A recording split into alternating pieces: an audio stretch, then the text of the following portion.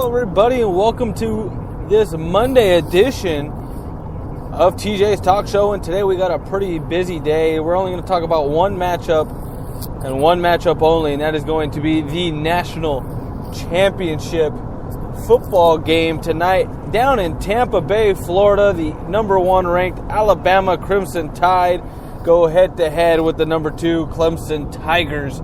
And this game should be a pretty good one. Should be a pretty exciting national championship. And I think it'll be a lot of fun to watch because you got a couple of really, really exciting players on the field on offense for both teams. For Clemson, the quarterback, Heisman finalist, Deshaun Watson. He threw for 4,100 yards, added 38 touchdowns and 17 interceptions. Just as a quarterback, that doesn't even take into full account what he did on the ground this season, which was actually not a whole lot as much as I really thought he was. It was 57 yards. Never mind, that was against Ohio State. So, 57 yards against Ohio State, just Ohio State, goes to show you exactly what he can do. He added 2 rushing touchdowns, but you know that's Deshaun Watson. That's what he does, and that's what he does really well. He can spread you out and use his receivers, or he can go ahead and just run it himself. This year he had 586 rushing yards and 8 touchdowns on top of his 38 touchdowns as a quarterback. So, that just goes to show Deshaun Watson is their best player, and he's a guy who can cause a lot of trouble for this Alabama Crimson Tide defense, who is one of the best in the country, if not ever. I have heard some conversation about this Alabama team defense, absolutely phenomenal, top to bottom, first string to third string, and these guys just get the job done. And these could be potentially the best Bama defense, or just defense in general, ever in college football history. And they're going to have their hands full tonight, I think, with Deshaun Watson, which right now Alabama is a 7-point favorite, which I think is pretty fair based on what Clemson did against Ohio State last week in the semifinal, pitching that shutout, and the way Alabama played against Washington. I don't know if I'd give 7. I probably would have given like 9.5 if I was the line, the bet maker in Vegas, because Alabama looked really freaking good, and so did Clemson. I'm not trying to say they didn't, against a really good Ohio State team that just didn't show up. But that's exactly what happened. Ohio State didn't show up. So how can you... I'm not trying to say they're not a good team, because Deshaun Watson, who was a Heisman finalist, doesn't just become a Heisman finalist for no reason. He had over 40 touchdowns by himself accounted for. But I think Alabama is the favorite, and I think they will win this game by a decent margin, because it's going to be Alabama's offense that's going to just blow up this Clemson defense, who did really well against J.T. Barrett and the Ohio State team last week in the semis. But this is a whole different beast. You're going against, some of the biggest, baddest dudes in the country, in Jalen Hurts, who doesn't do anything special. No, he's not he's not like a top 10 pick in the NFL draft or anything like that, but he's not a complete slouch. He threw for 2,600 yards, 22 touchdowns, 9 interceptions. But the big key for Clemson, and I think we're really going to see a heavy dose of number 9 for Alabama, Bo Scarborough, who absolutely went off last week against Washington for like 180 yards on the ground alone. And, when you average 8 yards a carry, you got to be on the field at all times. And I think that's what new offensive coordinator Steve Sarkisian, since Lane Kiffin decided to take a coaching job somewhere else, Nick Saban has relieved him of his duties for this game. And Sarkisian, who hasn't called an offensive play in just over 2 years, like 744 days I saw online on Twitter, over CBS Sports tweeted out how long it's been since Sarkisian called a play in a college football game, and it's like 740 days. So just over around 2 years, but it's going to be pretty easy to call plays when you have Bo Scarborough in the backfield just pounding the defense play after play after play. And then, you go with Harris as a little change of pace back who, isn't just a change of pace back. He's 5'11", 214 pounds, Damian Harris. He's not a complete slouch. He ran for 1,000 yards this season as well. So, you're definitely going to have your hands full either way you look at it. If you're Clemson's defense, you're going to have to stop Bo Scarborough, who had 719 yards on the season, 180 just against Washington last week, averaged 9.5 yards in that one game alone with 2 touchdowns. So I think Sarkisian's got an easy job.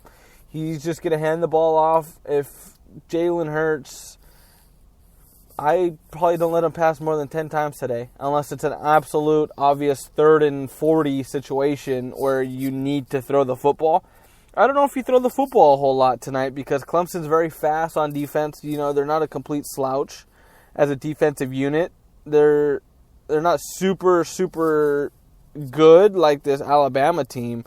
But, they're pretty dang good themselves. Don't sleep on this Clemson defense because they're a team that can definitely do some damage if you need it. But for the key this entire game is going to be the Clemson offense and Deshaun Watson against Bama and this defense because this is the best scoring defense in the country. And Clemson needs to take care of the ball today. Otherwise, this game is going to be out of reach in a very big hurry because this defense can score any way possible. Punt return, kick return, pick six, scoop and score, strip sack. You name it, they can do it, and they've done it already this season because that's just how good they are, top to bottom. Through the depth chart, first string, third string, it doesn't matter. All these guys are absolute animals. That's why Alabama has been so good for so long. This is why they're continuously the number one team in the country because this team just knows how to get it done. And I'm going to say Bama wins this game quite handily because Bo Scarborough is a monster. You can't stop him. You just can't stop Bo Scarborough. And if you do, you got to worry about Damian Harris, who is like a bowling ball, 5'11", 215, 220 pounds. And that's not an easy guy to stop. That's very compact. That's a compact man who can just run the football. And that's exactly what Alabama's strength is running the football. And, Clemson's a very good team. They are 13-1. They beat Ohio State. But I don't think they're used to going pound for pound with this big, physical, athletic Alabama offensive line because we saw it against Washington. Alabama just wears you down. Everyone thought it was going to be a super close game going into halftime. It was 10-7. And everyone was like, okay, Bama's going to have their hands full with Washington. And then what happened in the third and fourth quarter? Bama kept chugging along. That offensive line just kept going and going and going. And Washington couldn't fight back. They were tired. They were exhausted. They were just demoralized when you give up a 68-yard run to Scarborough. And then guess what? He runs again and again. This line is built to run behind. This is similar to I picture it as this is the Dallas Cowboys offensive line of college football. Because you could put anybody back there pretty much. You could stick any running back there in the country, and he's going to have a pretty successful year behind this offensive line because that's how good these offensive linemen are because ACC play or wherever Clemson comes out of, I don't even remember exactly what conference they come out of, they're going to have their hands full. That's for dang sure. So, yeah, they come out of the ACC. And, Florida State, Louisville, also in their conference, Virginia Tech, Miami. Good teams, but not very big. And you're talking about the SEC, who is the best conference in college football. I don't care what people say about the Pac-12 and how good they were, which it was a very competitive, very good conference, very deep conference. But there's no way anybody comes close to the SEC. Washington 12-2, Stanford 10-3, Colorado 10-4, USC 10-3. That's all great overall. 8-1, won the division, each division, the North and South of the Pac-12. Now let's go to the SEC real quick and just 14-0 Bama, and this is where people get caught up in saying that the SEC has fallen off the horse a little bit as far as strength of a conference. These are overall records, not just conference records. So if you want, we can go conference records too because it's all the same. We'll go conference records since that's what I'm debating here. Florida won the East at 6-2. Tennessee, Georgia, Kentucky all went 4-4. South Carolina, Vanderbilt 3-5. Missouri 2-6. And that was the East. And you're saying, how is that very good? Because look at how the evenness, this is a very even division. And then you go to the West, you have Bama, who ran away with it 8-0. Then you have Auburn and LSU at 5-3. A&M 4-4. Arkansas and Mississippi State at 3-5. Ole Miss at 2-6. Yeah, you could say the bottom of the, you could say that Washington or Oregon, since they had a bad year this year, is better than Missouri or Ole Miss. I don't know. From what I saw this year out of Oregon and out of those two teams, Missouri and Ole Miss, SEC football is too big. They're too fast. They're too strong. Yes, they're the bottom of the barrel of the SEC, but the SEC is that damn good.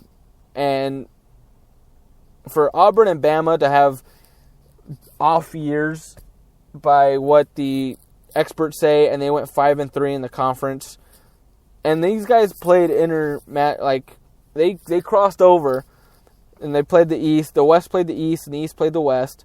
And you have, 6 teams at 4-4 or better, 8 teams, 4-4 or better, 4 on each side. That's pretty damn impressive because that means everyone is beating everyone, and that competition is that much better than everyone else because you don't see anything like that in the ACC. 7-1 Clemson, 7-1 Louisville, 6-2 Virginia Tech, and then everyone else is 5-3 or worse. Yeah, Syracuse 2-6, Boston College 2-6, Virginia, Duke 1-7 respectively. I don't know how you make that debate, but SEC is the best conference in football, hands down, without a doubt, point blank period, because they're bigger, faster, stronger than everyone else in the country, and that's why everyone wants to go to those schools. There's a reason why Bama, LSU, Auburn are in the top 20 recruiting classes year in and year out. It's because they demand the best out of everyone, and everyone gives you everything they have on a week in and week out basis. Because you can't take a cupcake game against Ole Miss in the bottom of the barrel standings because that team's very explosive. They might not look like it when you look at their 2-6 record, but I can guarantee if you go from Virginia or Duke at 1-7, Clemson says we can take this game off because they're just not very good. That's the way it is. They're not a good team. Deshaun Watson won't have to play the second half because we're going to be up by 57 points at half. You go to the SEC, Ole Miss, they could surprise you. They can stick in a game every once in a while that'll catch you off guard. And let's just look at some of these scores. Arkansas scored 30 against Bama. That's the most Bama's. Ole Miss, I was just talking about Ole Miss, put 43 up on Bama. So you're telling me the worst team in the SEC is Ole Miss, and they almost beat Bama. They lost 48-43 early in the season, but look, that's exactly what I'm talking about. They could still almost beat Bama. Duke had no shot against Clemson, or even Virginia had no chance against Clemson. So the disparity top to bottom is way off everywhere else. SEC runs away with it. Bama, which I hate saying because I like LSU, Bama runs away with it. I say they win 35-14, 35-14, beat the spread. Bo Scarborough, 150 yards, national championship MVP, Bo Scarborough, and the Crimson Tide will finish 15-0. Thank you guys for listening. I'll talk to you tomorrow. We'll break down the game a little bit more. See you tomorrow.